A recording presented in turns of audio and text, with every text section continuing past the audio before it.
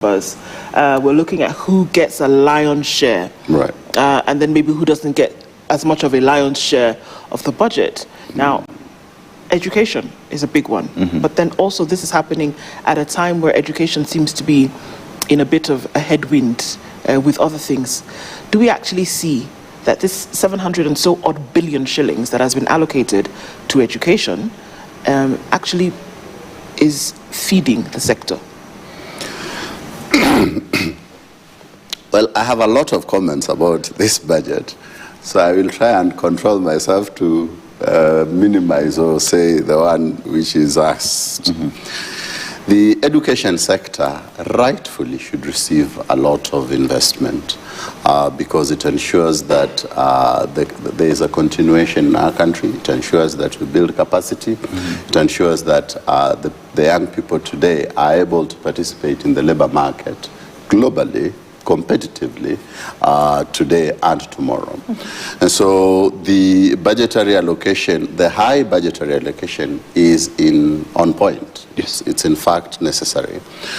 As regards our allocation in the education, the problem is no longer do we have sufficient budgetary allocation. The problem is the measurement, is where the money going really, having the desired results on one end. On the other, is the allocated money going where in fact it should go? If you look at the amount of money that we've given the Ruto administration for education since coming to power over the 3 years, it's now close to 2 trillion. Yes. And the question we always ask ourselves is there something to show for it? That, yes, we've put in 2 trillion in this sector. Now, let me just break it down the way I would in my mind.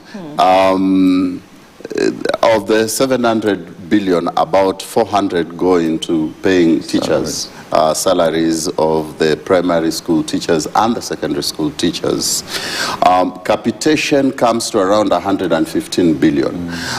This is 1,400 per primary school child, and 22,244 for every secondary school child. On paper? On paper. On policy. Policy, that is what they said they are going to use that money for last year when they asked Parliament for it.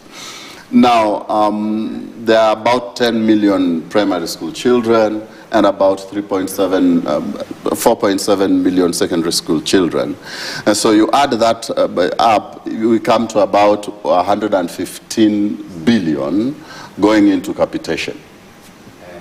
Then one wonders, why would the Ministry of Education communicate to head teachers, I think a few weeks back we saw it, that they are only going to give them 91 shillings for capitation for school equipment, when you see that the budgetary allocation is actually sufficient. So then that is why I still retreat back to my initial point, which is the problem is no longer budgetary allocation. The problem is measurement. The problem is follow-up. The problem is the money allocated really going to the people it's meant for? And you come to see and investigate some of the reasons why the young people are up in arms in the secondary schools. Partly is because I saw a video of them complaining about the food they eat, complaining about the living standards, and etc. I mean, some of them don't even have basic needs like water. They have to go to the river a kilometer away to get water and then come back to land. And so for me, I think that's the major question as regards education. Of course, there is money going to the university students.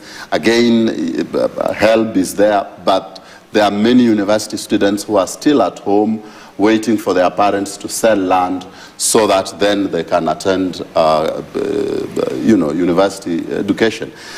Again, where is the money that is supposed to facilitate them to go